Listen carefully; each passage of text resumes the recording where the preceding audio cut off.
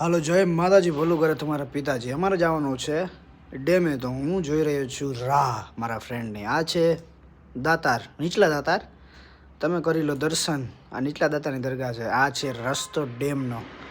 જે રસ્તો છે ખૂબ જ મસ્ત. કોઈ હોય સાથે તો મજા આવી જાય, પણ કોઈ હે નહીં તો આપણે આવી ગયા છે માછલીઓને દાણા નાખવા. પૂન કરવું પડે મારા ભાઈ થોડુંક.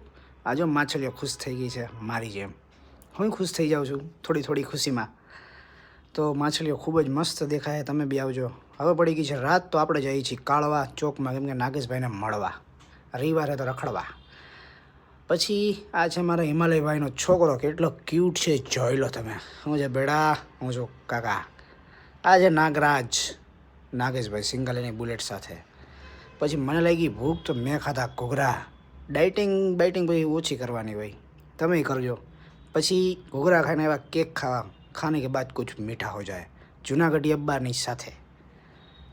આ છે માનવભાઈ ગમના માયરા. આ છે લકીભાઈ લવા બોય, જેને કોઈ ટેન્શન નથી, બસ ખાલી મોજ મજા જ કરવાની વાત છે ચોકલેટ ખાઈને.